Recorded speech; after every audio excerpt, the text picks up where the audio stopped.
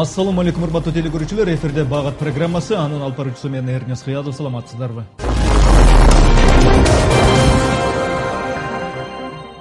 Коррупцияга каршы күрөш башталды деген президенттик уран азыр айрыкча мамлекеттик өкмөттүк маалымат каражаттарынын оозу менен катуу дүңкүлдөтүлүүдө. Азыр мурункудай заман эмес. Ким уурдаса, казынаны тоносо, акыр бир күн жооп берерин түшүнүп калды, деп Алмазбек Атамбаев айтып койду эле. Эми чындап эле иш башталган тура дегендер болууда. Тескерисинче, биздин президент эл көзүнчө бирди сүйлөп, эл жокто башканы жасаган киши деп анын түпкү сырын билген чөйрөдөгүлөр дагы кеп кылып келишет. Кече жакында эле коргоо кеңешинин жыйынында президент коргоо темасында эмес, адаттагыдай эле нар жагындагы ич күптүсүн айтып, ошондой ойлорун айтып алды. Өмүр бою уурдап жеп жүрүп, мультимиллионер болгон бир адам парламентте отуруп алып бирөөгө акыл айтууда. Кыргызстандын кумтөрдөгү үлүшүн 67%дан 33%га чейин түшүргөндөр бүгүн парламентте отуруп алып кумтөрдү колдоо тууралуу кыйкырып чыгып, жаш балдарды мыйзам бузууга түртүүдө. Эл болсо алардын артынан ээрчүүдө. 20 жылдын ичинде элдин аң сезими көп өзгөрүүлөргө учураган. Өмүр бою Кыргызстанды жеп мультимиллионер болгон адам парламентте отуруп алып бирөөгө акыл айтып атат. Элдер ага ишенип атат. Парламентте бардык эле фракцияларда миллионерлер бар эле. Атамбаев Кыргызстанды жеген мультимиллионер деп кимди айтып атат деп азыр депутаттар дагы, журналисттер дагы ажоонун намегунун жандырмагын издөө менен алек болушууда. Бирөөнү айтканды коюп, Атамбаев 10 миллион долларлык байлыкты өзү 2010 жылдан кийин кантип каяктан топтогонун айтса болмок деген суроону бергендер дагы четтен чыгып атат. Башка майда чүйдөнү айтып эмне кылабыз? Балдарымы бизнеске жолотпойм деп какшанып, коррупция менен аеосуз күрөш баштагансып аткан улуу урматтуу ажообуз тууралуу интернеттеги кээ бир маалымат сайттарында өтө кызыктуу, өтө таң калыштуу маалыматтар бар экен. Көбүнчө базардагы алды сатты менен же таладагы мал кою менен алек болгон карапайым эл күнүгө интернет карап жүрмөк беле. Ошо интернеттеги биз окуп таң калган маалыматка көңүл буруңуздар.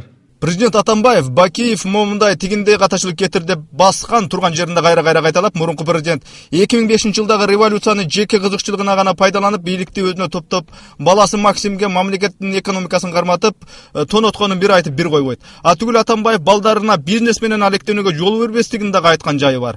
Анысы чын. Балдарын бизнеске алып келип убарланып эмне кылат? Атамбаев өзү эл оозун ачып отурган качанкы бир жылдары көп нерсени менчиктештирип алууга үлгүрбөдүбү? Эми ал байлыктары аялына, бала чакасына кенен жетип ашып ташып калышы керек. Медиа форум ишканасынын ижарага берген акысынан эле Атамбаевдин аялына ай сайын 10 000 доллардан түшүп турат. Ошол эле дейсиңерби? Көрсө Атамбаевдин уулдары Сейитбек жана Сейитбек Атамбаевдер да кол кушуруп отурбай, осу Автомашэнерго деген ишканага учредители болуп катталып коюшкан экен. Андан дагы уулдарына кереше түшүп турат. Автомашэнерго кыйратып деле бирдеме өндүрбөйт. Болгону ортомчулук кылып даяр электроэнергияны элге сатат. Бир учурда күүсү күчүндө бийлиги тушунда турган Өмүрбек Бабанов татынакай премьер болуп иштеп аткансып эле кызматынан четтеп калбадыбы? Аны Тикебаевдин жолун торогону үчүн садага чабылды, Түркиядан кымбат күлүктү пара катары алган үчүн кызматтан кетти деп жүрүштү. Коммент KG сайты жазган маалымат боюнча, Бабанов көрсө так ошо Атамбаевдин уулдарына тиешеси бар компаниялардын куйругун баса коем деп оюндан четтегендей түрү бар. Эсиңиздерде болсо, Атамбаев бир учурларда өлкөнүн энерго тармагына реформа кылыш керек. Ал жерде алигиче Ширшовдун коррупциялык схемалары иштеп жатат деп күпүлдөп, Бабановго сыйкатып карып өткөн. Аз күн өтпөй ошоңку өкмөт башчысы Бабанов чогулуш өткөрүп, энергетика министри Аскар Шадиевди урушуп, электр энергиясын ортомчулук башка ишканаларга кымбат баада сатып ортодон акча жеген ортомчу компаниялардын лицензиясын токтотуу керек, келтирилген зыяндарды кайра төлөп бериши керек деп катуу тапшырмаларды берген. Атүгүл ал кездеги ГКНБнын чоңу Шамил Атахановго бир ай ичинде электр энергиясынан шылуундук кылган ортомчу компанияларга кылмыш иши козголуп, тиешелүүлөр жазасын алышы керек деп а кишиге дагы катуу тапшырма айтылган. Ал болду, күндөр өттү, аңгыча Бабанов дагы, Шадиев дагы, Атаханов дагы кызматтан кетти. А бирок электр энергиясын ортомчулук кылып саткан илгерки ортомчу компаниялар илгеркидей эле иштеп жатат. Алардын катарында президенттин уулдары Сейитбек Алмазбекович Атамбаев, Сейитбек Алмазбекович Атамбаевдер ээлик кылган Автомашэнерго деле ийгиликтүү иштеп келе жатат азыр. Кыргыз өкмөтү болсо электр энергиясына болгон тарифти көтөрбөсөк болбойт деп көптөн бери шымаланып жүрөт. Эми суроо, Атамбаев каяктагы коррупция менен күрөш жөнүндө, каяктагы узурпация тууралуу сөз кылып атат. Жогорку кеңештин депутаты Равшан Жээнбеков. Бүгүнкү Кыргызстанда аткаруу бийлигинин башчысы Жантөрө Сатыбалдиев кимдин кишиси, кимдин креатурасы, кимдин айтканынан чыкпайт. Мыйзам чыгаруу бийлигинин башчысы Асылбек Жээнбеков кимдин креатурасы, кимдин айтканынан чыкпайт. Сот бийлигинин башчысы кимдин креатурасы, кимдин айтканынан чыкпайт. Башка майдарактарын айтпай эле коеюн. Эгерде илимий аныктамага таянсак, анда бизде Кыргызстанда толугу менен узурпация десек болот. Атамбаев менин бийликте бир дагы туугандарым жок, мага карата узурпация деп кыйкыргандардын арасында өздөрүнүн бир туугандары бүгүнкү күндө бийликте отурат деп айтууда. Бирок президент тилекке каршы өзү узурпация деген эмне экенин дагы билбейт экен. Коррупцияга каршы күрөш деген нерсе бул албетте жакшы. Анан да президент өзү шымаланып буга киришип атса, ого бетер жакшы. Бирок сырты чындык, ичи жалган, кезектеги шоу эмеспи бул деген чочулоолор азыр эл арасында көп. Эгер чындап эле коррупцияны жеңгиси келип атса, Атамбаев адегенде КСДП партиясындагы депутат байларынын байлыгы качан, кантип табылгандыгына, анан уулдарынын тиешеси бар Автомаш Энерганын кирешеси каерден, кантип түшүп атканына кызыгып койгону ашыкча болмок эмес. А негизи чыныгы күрөш андай болбойт. Кытайдагы коррупциялык күрөшкө суктануу иретинде эмес, Кытайда кылмышкерлерге кандай мамиле кылат, ошону камтыган видео сүртүмгө көңүлдөрдү бурабыз. Кытайда эң жогорку жаза өлүм жазасы. Кытай телевидениесинде мал менен өлүм жазасына тартылган чиновниктердин кантип атылганы элге көрсөтүлүп турат. Пара алуунун же мамлекеттик казынадан $1 миллион ашуун акча кымтуунун арты эң жогорку жаза өлүм менен бүтөт. 2000-жылдан бери Кытайда коррупцияга малынган үчүн 10 000 чиновник атууга кеткен. 120 000 дейине 10-20 жылдап түрмөгө камоо өкүмү чыккан. Рен Хуэй 19 жашта өлүм жазасына тартылган. Күнөөсү шахтада иштеген шахта башчысынын ойношунун эжесин өлтүргөн. Шахтанын башчысын көп айлык төлөбөйсүң деп опузалаган. Тао Джинг өзүнүн жигитине баңгизат алып баратып кармалган. Кылмыштын бул түрү үчүн Кытайда өлүм жазасы берилет. Хи Юк Йонг адамдарды содалаган үчүн кармалган. Кармалып күнөөсү далилденген соң атууга кеткен. Кытайдын өлүм жазасы тууралуу мыйзамы кылмышкердин чырайлуу же ырайы суук экенин, аял же эркек экенин ылгап отурбайт. Лю Йипинг 23 жашта Гуанчжоудогу аэропортто билет сатуучу болуп иштеген. Билет сатуудан 550 000 юань кымтып алган үчүн атууга өкүм кылынган. Ал жасаган кылмышын мойнуна алып өкүнгөнүн билдирген. Бирок Кытайдын мыйзамы менен ал баары бир атууга кеткен. Кытайдын мурунку темир жол министри Лю Чизюн Пекин соту тарабынан өлүм жазасына тартылган. Соттун тыянагында ал 1986-2011 жылдар аралыгында министр 60 миллион юань көлөмүндө пара алган.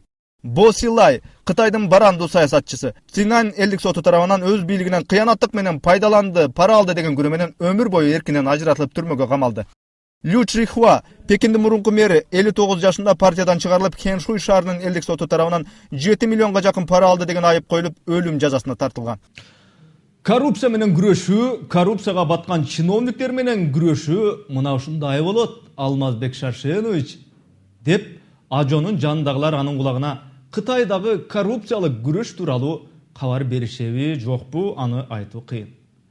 Бирок анын жанындагылар президентке маңыздуу кеп кеңеш айтуу менен эмес, Ажого негиздүү каяша айткандардын, президенттин туура эмес жактарын ачык сындагандардын артынан сая түшүү менен алек. Мисалы, көптөн бери кетирүүнүн айласын таба албай, тамакка кылкан болуп тыгылып келаткан Оштун мэри Мелис Мырзахматов. Ош шаарынын статусуго жогорку кеңештен өтөрүн өттү бул мыйзам. Эми президент ага кол койсо, анан мэрликке бийликтин ырын үрүп турган, унчукпа десе унчукпай кала турган өздүк кишини алып келсек дегенде эки көздөрү төрт. Максаты ишке ашыруу, ушул максатты ишке ашыруу үчүн кайра эле өзбек калкы менен Оштогу кыргыздарды кайраштыруу варианттары каралышы мүмкүн экендиги айтылууда. Интернеттеги Кыргыз Today сайты 5 ноябрда төмөнкү маалыматты жарыялады. Кыргыз Today сайтында 5 ноябрда чыккан маалымат. Ош шаарынын өзбек кварталдарында Ош шаарынын мэри Мелис Мырзахматовду каралаган баракчылар таратыла баштады. Баракчадагы тексттин автору өзүн укук коргоочу атаган 3 жолу соттолгон Равшан Гапиров Мелис Мырзахматовду кыргыздын улутчулугу катары айыптап, эгер Мелис Мырзахматов кызматтан кетпесе дегеле турмуш оңолбойт, өзбек улутунун укуктары корголбойт деп каралаган. Баракча өзбек электораты аркылуу Ош шаардык кеңешинин өзбек депутаттарына таасир берүү максатында жасалганы калетсиз. Баарынан кызыгы бул баракчаларды өзбек кварталдарында кыргыз жигиттер таратып жүргөндүгү. Албетте, муну азыр Бишкекте бийлик тарабынан Ошто түзүлүп, Мелис Мырзахматовду кетирүү үчүн иштеп жаткан штабтын балдары жасап жатканынан шек жок. Өз күчтөрүнө ишенген эмеспи, эми үчүнчү күчтөрдү кошууга аракеттенишүүдө. 2010-жылы июль окуяларынын астында да өзбек сепаратисттери Кадыржан Батыровдор ушинтип Мелис Мырзахматов кыргыздын улутчулу, өзбектерди басынтып жатат. Мырзахматов кызматтан кетпесе деги эле турмуш оңолбойт, өзбек улутунун укуктары корголбойт деп каралаган. Эки элди бирин-бирине кагыштырган баракчаларды Оштун өзбек кварталдарында таратышкан.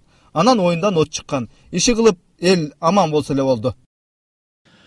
Бийлик Мырзахматовго кабагын түйүп атат деп көп сайттарда жазылып келет, бирок бийлик болгондо ким? Атамбаевпи, Эшматпы же Ташматпы? Албетте бул нерселер ачык көрүнбөйт, бирок айрым мандемдер аркылуу байкалат.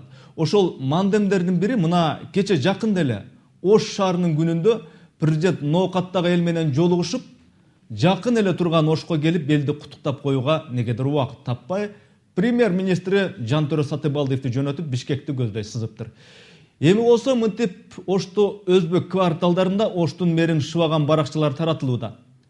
Кылаарын кылып, эки элди кайраштырып коюп, буйругун түйгөн Кадыржан Батыров сыяктуулардын мисалы азыркы бийликке сабак болбосо, от менен ойноонун акыры жаман бүтөрүн бийлик дагы эле түшүнбөсө, анда чынында өкүнүчтүү.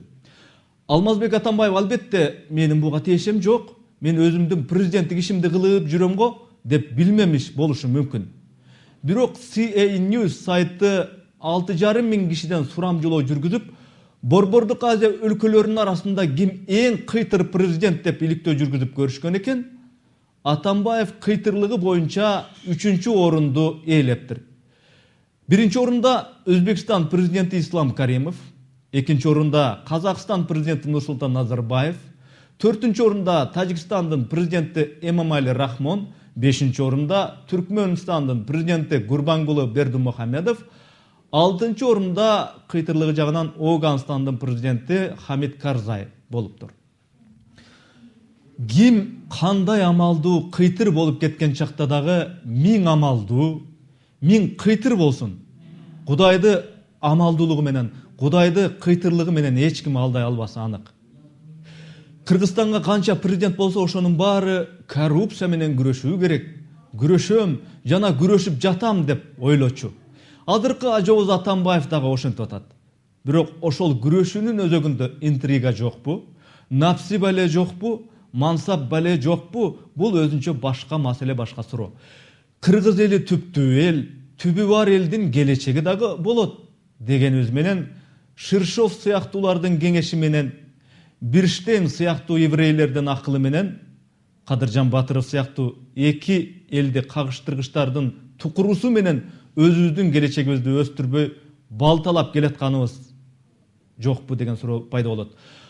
Токойдун баарын балталап келаткан балта деген чыгыптыр деп, балта деген ким экен деп жакшылап караса, балтанын сабы ошо Токойдогу эле дарактан жасалыптыр деген бир икаядай Алмазбек Атамбаевдин балтасынын сабын дагы бир карап коюш керек эле. Саламатта болуңуздар.